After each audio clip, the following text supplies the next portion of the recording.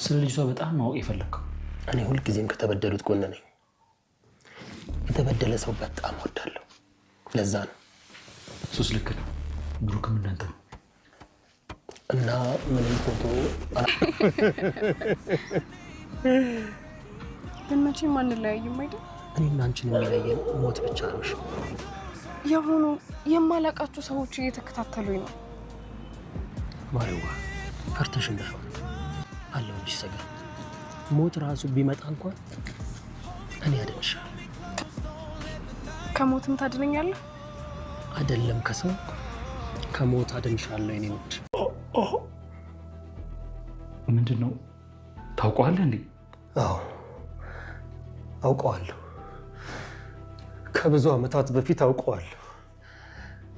ቆይ እንዴት ተገናኛል? የመጀመሪያዬ የመጨረሻዬ ከአንተ ውጭ ወደ ውጭ ከአንተ ውጭ ወደ ሞት። አንተን ከለየኝ እኔ መሞት እፈልጋለሁ። የወጣትነት ፍቅር፣ የማይረሳ ትውስታ፣ በፍቅር መሃል የገባ መቀስ፣ በፍቅር መሃል የገባ ውጋት፣ መድብልን ወደ መቀመቅ፣ ሰገንን ወደ ስቃይ ቤት።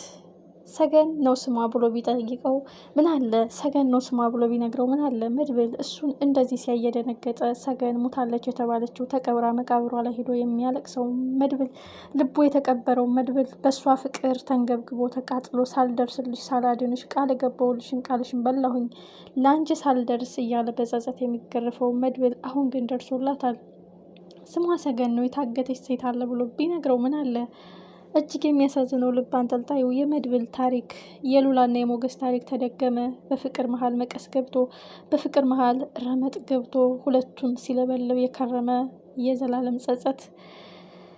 ሰገን እንደሞተች መድብል እንደታሰረ ሁለቱም ሌላ ዓለም ውስጥ የሚኖሩ እጅግ አሳዛኝ የልብ ለልብ የተገናኙ ረመጥና መርዝ የገባባቸው አሁን መገናኘታቸው ደስታቸው መመለሻቸው ሰዓት ደርሷል። የሞገስ ታሪክ በመድብል ሊመለስ ነው። የሞገስ የህይወት ታሪክ የሉላ ጠባሳ በሰገን ላይ እያየነው ነው። ወንድ ልጅ ቆረጠ፣ እንባው ከፈሰሰ የእውነትም ልቡ ተሰብሮ አንጀቱ ተአጥፎ በጣም አዝኖ እንደሆነ ማረጋገጫ ነው። ቆፍጣናው ደፋሩ ሞት አይፈሬው መድብል እንባ አነባ፣ እንባ ለቀሰ። የተጎዳውና የታመመው የቆሰለው እንዳለ የማይናገረው በውስጡ የቀበረው ቁስል እንዳለ ማረጋገጫ ነው። አንዳንዴ እኮ ሞት እየፈለግከው ሞትን የማይመጣብህ፣ ሞት እየናፈቅከው ሞት የሚርቅብህ ቀን ርቆብህ አያውቅም። እጅግ አገላለጹ የሚከብድ አሁን ግን አፈር ጋር የሚዳባልቀው እሱ ራሱ ፈተናውን አብዝቶበት ጸጸቱን አርዝሞበት እሱ ራሱ ከጸጸት ነፃ ሊወጣ ሞታለች የተባለችውን ከሞት እንደተነሳች ሊታደጋት ሞትም ላይ ሆነሽ አድንሻለሁ ብሎ ቃል የገባውን በተግባር ሊፈጽምላት ምስኪኖችን የሚረዳ የተቸገሩትን የሚያግዝ ከአንበሳ ጉረሮ ፈልቅቆ ብዙዎችን ያወጣ መድብል የራሱን የልቡ ንግስት ሰገንን ሊያወጣት ሊታደጋት ዛሬ እነ ሞገስ ጋር ተቀላቅሏል። የሞገስ ንብረት ይመለሳል፣ የሰገን ህይወት ይታደጋል፣ የፍቅር ህይወታቸው ይታደሳል፣ ልባቸው ይጠገናል፣ ደስታቸው ይመለሳል። እጅግ አጓጊና ልብ አንጠልጣይ የሞገስ እና የሉላ ታሪክ በሞገስ አማካኝነት የሰገንና የመድብል ቀጠለ። ስንቶቻችሁ ናቸው የገመታችሁት? ብሞትም አልረሳህም፣ ከሞትም አድንሻለሁ፣ የመጀመሪያ የመጨረሻዬ እኔ ፈራለሁኝ፣ እኔን የሚያጠምዱኝ የሚያስፈራሩኝና የሚከታተሉኝ ሰው አለ የምትለው ሰገን በወጣትነት እድሜያቸው እልም ያለ ፍቅር ውስጥ የገቡ እንደ ሞገስና እንደ ሉላ መሀላቸው ላይ መቀስ ገብቶ የቆረጣቸው ዛሬ ግን ፍቅራቸው ሊታደስ ልባቸው ሊጠገን ደስታቸው ሊመለስ እውነታ ልትጋለጥ እውነት ለተጎዱት ልትፈርድ እውነት ለበደለኞች ልትመሰክር ያው ይህ ቀን ደርሷል። እጅግ አጓጊና ልብ አንጠልጣይ የሉላና የሞገስ ታሪክ በሰገንና በመድብል ላይ ተደገመ።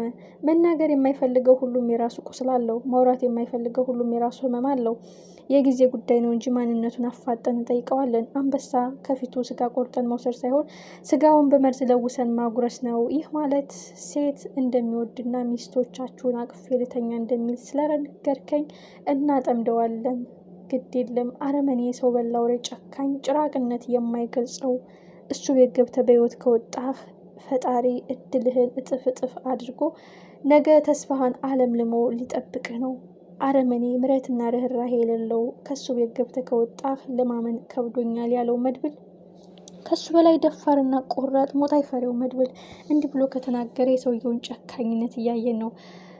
አክሊሉም የህይወት ታሪኩ ለሰገን እየነገራን ነው። ለአንቺ ቅንጣት ያክል አልራራልሽም፣ አንገት ደፊ ጨዋ ሰው አክባሪ ነበርኩኝ፣ ጊዜ ነው እንደዚህ አረገኝ እያለ እንግዲህ ሲናገር ሰምተነዋል። ለእኔ ትልቋ ጥላቴ እናቴ ናት። ምክንያቱም ለማልፈልገው ዓለም ለማልወደው ኑሮ አሳልፋ ሰጥታኛለች። ከወለደች ደስተኛ፣ ከወለደችኝ ሙሉ፣ ፊቴ የፈካ፣ ቤቴ ያማረ፣ በደስታ የተሞላው፣ ጉዳት ያልደረሰበት፣ አንገቱን ያልደፋ፣ አንገተ ሰባራ፣ ይህ ሁሉ የእናቴ ምክንያት ነው። ይህ ሁሉ ጥፋቴ እናቴ ነው። ወደዚህ ዓለም ባታመጣኝ፣ ወደዚች ምድር ባትወልደኝ የምለው አክሊሉ ሁሉንም ጥፋተኛ እሱ ተበዳይ፣ ሌሎች ወንጀለኛ አድርጎ የሚፈርደው።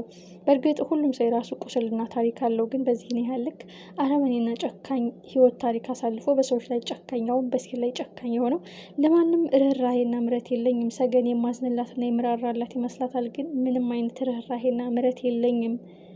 ለኮረኮሜ ሁሉ መኮርኮም፣ ለረገጠ ሁሉ መርገጥ፣ ጊዜ ሲያነሳኝ እኔ ስረግጥ ያ ነው ደስ የሚለኝ። ስቃይ ያስደስተኛል። ምክንያቱም የስቃዩን ህመም በውስጤ ሳምቀው፣ በውስጤ ሲላወስ፣ ረመጡ ሲለበልበኝ ደፋርና ቆራጥ እሆናለሁ ሲል እንግዲህ የጨካኝነቱን ጥግ እያሳየ ነው። እጅግ የሚገርመው ነገር ግን መድብል በጭራሽ ይህ እቅዳችን ይሳካል፣ እኔም የምጠይቀው ጉዳይ አለ፣ እኔም የማፋጥጠው እውነት አለ፣ የዛን ቀን ስለ ማንነቱ ጠይቀዋለህ በማለት እንግዲህ ግልጹን አልነገረውም። በእርግጥ የተሰበረ ልብ፣ የቆሰለ ልብ፣ የተነጠቀ ፍቅር፣ የተቀማ የልቡ ልዕልት እንዳለች ነው የሚያረጋግጠው። ማን እንደሆነች አልተናገረም። የታፈነችው ስሟ ማን እንደሆነ ሞገስም አልተናገረም። ሰውየውን ሲያዩ የደነገጠ ሰገን የምትባል ልጅ ናት ብሎ ቢለው ምን ያህል ፈጦ ደርቆ እንደሚቀር ለማመን ይከብዳል። ፍቅሩ ሊመለስ፣ ልቡ ሊጠገን፣ ደስታው ሊመለስ፣ ፊቱ ሊፈካ ከሞት አፋፍ ቢሆን አድንሻለሁ ብሎ የገባላትን ቃል ሊፈጽም ያው ጊዜው ደርሷል። እውነቱ ተገለጸ። አሁን ሁሉም በጊዜው፣ ሁሉም በወቅቱ ሊፋለሙ፣ ሁሉም በእውነቱ ሊጋጠም፣ ወንጀለኛ ሊያፈገፍቅ፣ እውነተኛ አፍጦ ሊወጣ፣ እውነት ሊመሰክር፣ ሀቅ ሊፈነዳ ጫፍ ደርሷል። የሞገስና የሉላ ታሪክ፣ የመድብልና የሰገን ህይወት ምን አይነት መጨረሻ ይኖረ ይሆን? እስኪ እናንተ ገምቱ።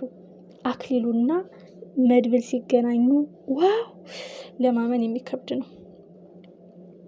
ፈስ ያለበት ዝላ አይችልም ይባላል። እንደዛ ሲንቀጠቀጥና እንደዛ ሲብረከረክ የነበረው ከወንጀሉ ብዛትና ከኃጢአቱ መጠን ገደብ የሌለው ሁሉም ጥላቱ የበደላቸው ሰዎች መልሰው እንደሚወጉት ስለሚያውቅ ንብረቱን አጋፉ አምጥቶ ያለ ስራው፣ ያለ ልፋቱ፣ ያለ ላቡ ስለሚያውቅ ነው ሁሉም በጭንቀትና በስጋት የሚኖረው። አሁን ግን አይደለም ጭንቀት፣ አስተሳሰቡን የሚያዛባ ኑሮውን ረመጥ፣ እንቅልፉን የተቀጣጠለ ጋዝ የሚያረግበት መድብል መጥቷል። ፊት ለፊት ሲገናኙ ለማየት ሁላችንም ጓጉተናል። ድል ለመድብል፣ ለሞገስ። ሰገን ነጻ ትወጣለች። ፍቅራቸው